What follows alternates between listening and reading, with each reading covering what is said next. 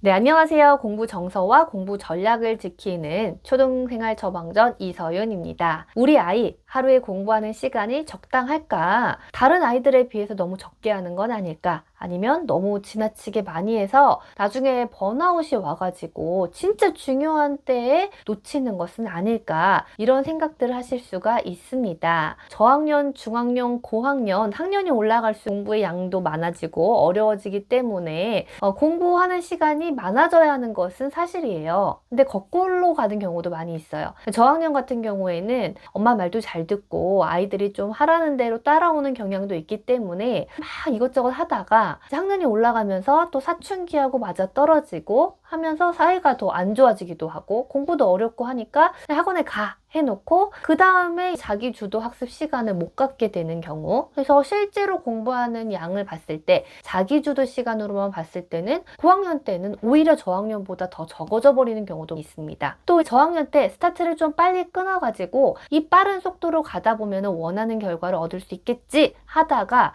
너무 많은 것들을 초반에 하다 아이가 사춘기에 오면서 이제 그동안 쌓였던 것이 폭발하는 거죠. 그래서 공부 자체가 그렇게 싫은 건 아닌데 엄마에게 반항하는 수단으로, 수동 공격으로 공부를 안 하는 것을 선택하는 경우도 있을 수가 있어요. 심지어 노는 재미를 못 느끼게 해버리고 이제 입시에 원하는 결과를 얻고 나서 그 다음에 자기가 원하는 인생을 할 수 있도록 하겠다라고 생각을 하실 수도 있습니다. 하지만 우리가 인간은 자유의지의 존재이죠. 건강하게 성장을 하려면 적절한 시기에 적절한 단계들을 거쳐 나가면서 내가 내 욕구를 생각을 하고 감정을 생각을 하고 의견을 표현하고 이러한 것들을 다 적절한 시기에 해보아야 한다는 거예요. 우리가 엄마를 이겨봐야 밖에 나가서도 이길 수 있다라고 하죠. 그런 것들을 통해서 내가 정말 원하는 인생이 무엇이고 원하는 것들이 무엇인가에 대해서 생각을 해보는 그런 건강한 어른으로 성장을 할 수가 있다라는 것입니다.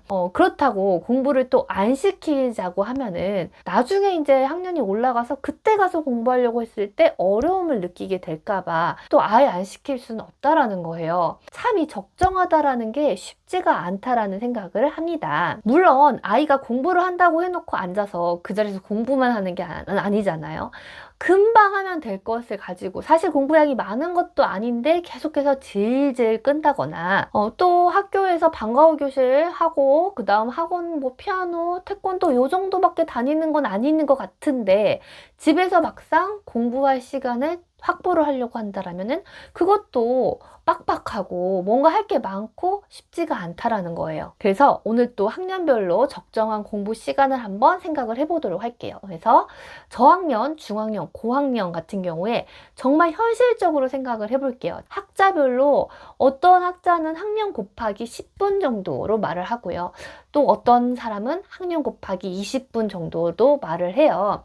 근데 이게 실제로 시켜보면은요, 정말로 현실적으로 영어 영상 보거나 혹은 독서하는 시간을 포함해서 저학년 같은 경우에는 최소한 1시간, 그리고 1시간 반 정도가 나올 수밖에 없는 것 같아요. 왜냐면 영어 영상 좀 보고 독서 좀 하다 보면은 금방 1시간이 되고, 그 다음에 이제 연산이나 교과 수학을 번갈아 가면서 한다라고 해도 한 10분, 그리고 조금 더 많으면 20분 이렇게 되다 보면 정말 집중해서 빠르게 한다고 해도 1시간 반 이렇게 돼버리니까 이게 독서 시간을 포함해서 한 이 정도 나면은 우리 아이가 그래도 적절하게 해야 될 것들을 조금 해볼 수 있다라는 생각이 듭니다.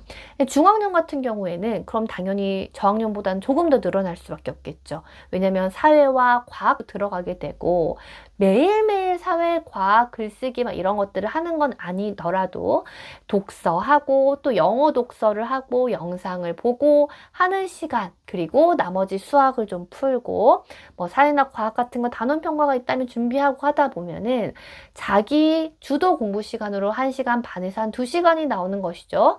그럼 고학년 같은 경우에도 2시간에서 2시간 반 정도가 이제 공부하고 영어 영상도 보고 이것저것 하고 학원을 다니게 된다면 학원 숙제도 하고 그 다음 뭐 평가 같은 게 있다면 준비를 하고 하는 시간이 나오게 된다라는 거예요. 근데 우리가 이 집중력이라는 것이 2, 30분 단위로 좀 끊어지게 되는 거죠. 그 이상 되면은 뇌가 피로해지기 때문에 오랜 시간 동안 계속해서 연이어서 공부를 하기가 힘들다라는 겁니다. 그래서 그 이상이 넘어가게 돼버리면은 아이들도 질질 끌게 되고 건성으로 하게 되고 흘려 듣게 되고 하기 때문에 이제 2, 30분 단위로 좀 끊어서 쉬었다가 하고 끊어서 쉬었다가 하고 하다 보면 실제로 공부하는 시간, 책상에 앉아 있는 시간은 더 늘어나게 되기도 하고, 그렇기 때문에 여기에서 중요한 거는 저학년 때 1시간, 1시간 반 뭐 이렇게 채우는 것이 어렵지 않을 수가 있어요. 근데 사실 실제로 진짜 공부가 시작한다라는 것은 초등학교 고학년부터가 진짜 공부가 시작이 되는 거거든요. 그래서 이때 자기주도 학습 시간을 2시간, 2시간 반을 뺄 수 있으려면, 심지어 또 수면 시간이나 운동 시간, 놀이 시간 적정하게 확보를 하려면 학원을 너무 많이 다니게 된다라고 하면 이 정도의 자기주도 학습 시간이 안 나와요. 2시간, 2시간 반, 말이 이 정도지 그거를 좀 쉬고 뭐 하고 하다 보면 더 늘어나게 되니까 한 3시간을 자기가 혼자 공부로 씨름을 하는 그런 정도가 나오려면 적정하게 가지치기를 했어야만 한다라는 거고요. 결국에는 이 시간이 아니라 밀도가 중요하려면 누가 시켜서 하는, 억지로 하는 것이 아니라 자기 주도성이 중요하다라는 거예요. 그래서 이 자기 주도성이라는 것이 눈에 보이게는 플래너와 시계의 사용을 통해서 자기가 시간을 통제해서 내가 할 일을 시각화해서 플래너에 적고, 그 다음 어느 정도 공부했는지 시간을 한번 재서 기록을 해보기도 하고요. 또 내일 시험이 있다라고 하면 그걸 먼저 해야 되겠다 하고 우선순위를 배분해 보기도 하면서 이 시간을 통제하는 것 자체가 이 절제력도 기르고 인내력도 기르고, 그 다음 이게 뇌가 발달해 나가는 그런 과정이라는 거예요.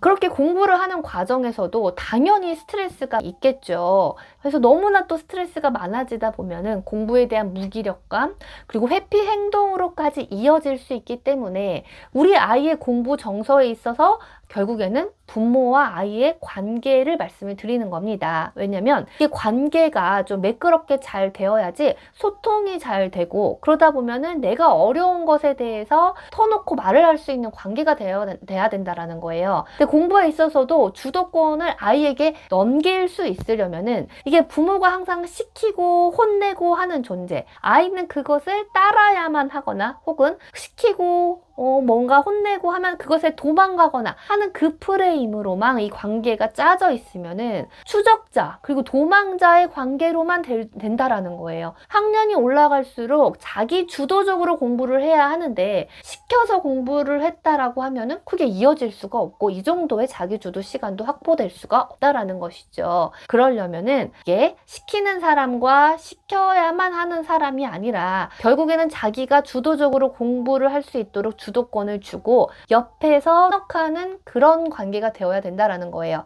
그러한 프레임을 짜기 위해서 또 어떻게 해야 되는지 다른 영상들에서 말씀을 드리겠지만, 쉽게는 항상 아이가 해야 될 것을 해야 되지만 엄마는 도와주는 사람이다. 어떻게 하면 좋을지 너가 어려운 것을 말을 할 때 도움을 주는 거다. 그래서 혼낼 때도 사실은 우리 혼낸다라는 말도 그렇죠. 집중해서 공부가 안 되는 문제가 이슈가 되는 거고, 그거에 대한 방법을 같이 찾고 그걸 잘 실천할 수 있도록 옆에서 어떤 걸 도와줄 수 있는지에 대해서 협력하고 이야기할 수 있는 그런 관계가 되는 것이죠. 엄마가 뭐 해야지 하고 이렇게 따라오는 거랑 어떻게 하면 좋을까? 집중해서 공부를 하려면은 엄마가 어떤 걸 도와주면 좋을까? 같이 하면서 그러면은 이번에는 어떤 게 부족했으니까 우리 같이 이렇게 해보자 하는 그 관계와 주도권 자체가 전혀 달라진다라는 거예요. 물론 이게 말을 하는 것과 실천하는 것이 다를 수 있습니다. 근데 이거를 자꾸 너가 지금 공부하는 사람이고 옆에서 도와줄 수 있는 거라는 걸 말로부터 먼저 하게 되면 이게 말이 관계를 정의를 하기도 하거든요. 너무 아이가 힘들다 그러면은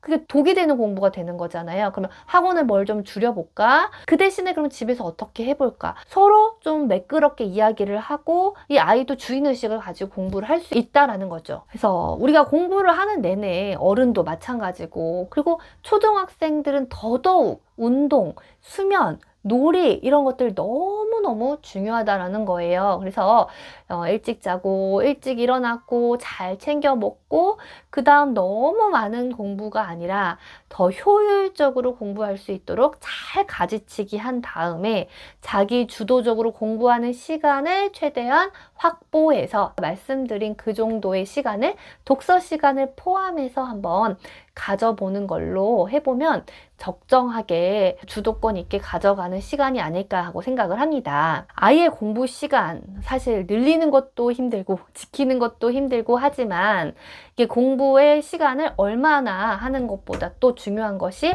어떤 마음으로 공부를 하게 하느냐라는 것이죠. 우리 아이들이 억지로 엄마가 시켜서 하는 거야 라는 마음이 당연히 일부는 있을 수가 있겠지만 그게 정말 나중에 필요한 순간에 엄마가 좋아하니까 나는 그거를 엄마에 대한 저항의 방법으로 공부를 안 하는 걸 선택을 하겠어. 이러한 반항을 하지 않을 수 있도록 항상 주도권을 넘기면서 적정한 공부 시간을 지킬 수 있도록 우리가 같이 노력하면 좋겠습니다. 혹시 또 같이 이야기를 나눠보고 싶으신 게 있으시다면 댓글로 달아주시고요. 또 초등생활 처방전 카페에 고민 신청하는 카테고리도 있습니다. 그래서 거기에다가 조금 더 구체적으로 적어주실 수도 있습니다. 저는 또 다음 영상에서 찾아뵙겠습니다. 초처방 구독자 여러분 시청해주셔서 감사합니다. 저는 다음 영상에서 뵐게요. 안녕히 계세요.